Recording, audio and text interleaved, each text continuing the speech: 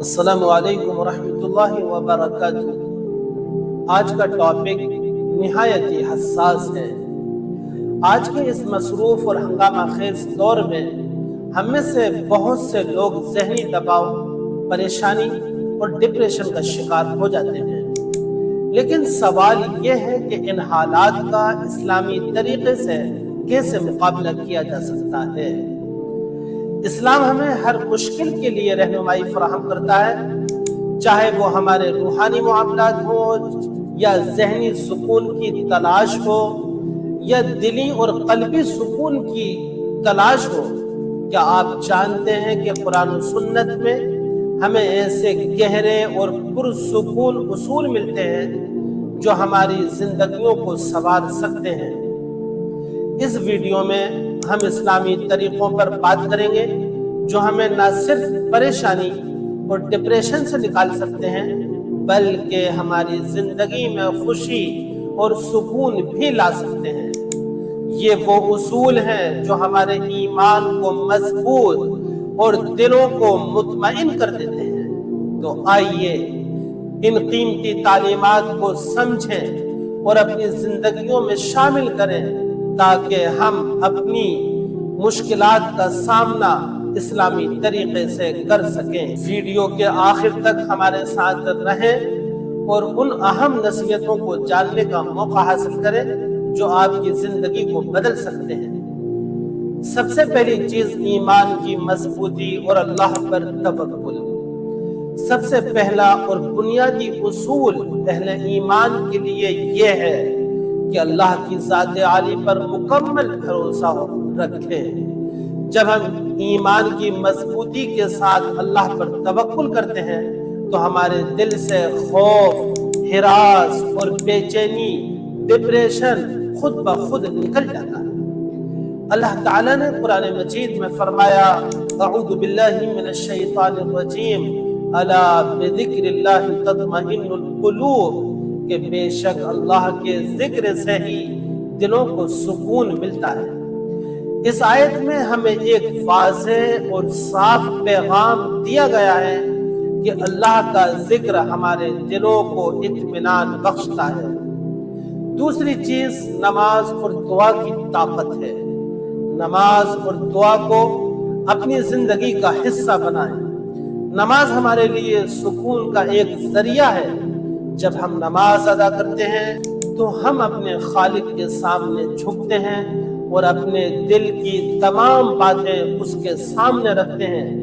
یہ ایک ایسا عمل ہے جو ہمارے دلوں سے بوجھ کو کم کر دیتا ہے، ہمارے دل سے ڈپریشن کو ختم کر دیتا ہے، ہمارے ذہنوں کو سکون بخشتا ہے اور ہلکا کر دیتا ہے۔ رسول پاک علیہ السلام نے فرمایا، نماز آنکھوں کی ٹھنڈک ہے، یعنی نماز ہمارے دلوں اور ذہنوں کے لیے سکون کا باعث بنتی ہے۔ تیسری چیز قرآن مجید کی تلاوت اور غور و فکر ہے۔ قرآن مجید کی تلاوت اور اس پر غور و فکر کرنا ہمیں ذہنی سکون فراہم کرتا ہے۔ قرآن مجید میں ہمیں ہر قسم کی مشکلات کا حل ملتا ہے۔ جب ہم قرآن پڑھتے ہیں تو ہمیں ایسا محسوس ہوتا ہے کہ اللہ تعالی ہم سے براہ راست باتیں کر رہا ہے۔ اس کے ساتھ ساتھ سورہ یاسین یا سورہ رحمان جیسی سورتوں کی تلاوت خاص طور پر دل کو سکون اور اطمینان فراہم کرتی ہے۔ دوستوں، جس وقت ہم قرآن مجید کو پڑھتے ہیں اور غور کرتے ہیں اور آخرت کے مضامین ہمارے سامنے آتے ہیں اور ہم غور کرتے ہیں کہ یہ دنیاوی زندگی بہت مختصر ہے، یہ ایک امتحان گاہ ہے، یہ جیسے بھی ہوگی گزر جائے گی، لیکن اللہ نے ہمیشہ ہمیشہ کے لیے لامحدود زندگی جو آخرت کی رکھی ہے۔ جب ہم اس پر غور کرتے ہوئے قرآن مجید کی تلاوت کرتے ہیں، یقین مانیے دوستوں، ہر قسم کا غم، ہر قسم کا ذہنی ڈپریشن یا کسی بھی طرح کا تناؤ ہمارے دل و دماغ سے ایسا کافور ہوتا ہے کہ پتہ بھی نہیں ہوتا کہ ہمارا دل و دماغ بھی کسی بے چینی کا شکار تھا۔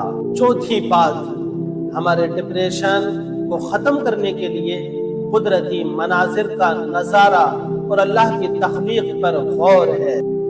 کبھی کبھار ذہنی دباؤ سے نجات پانے کے لیے قدرتی مناظر کا نظارہ کرنا اور اللہ کی تخلیق پر غور کرنا بھی بہت فائدہ مند ثابت ہوتا ہے۔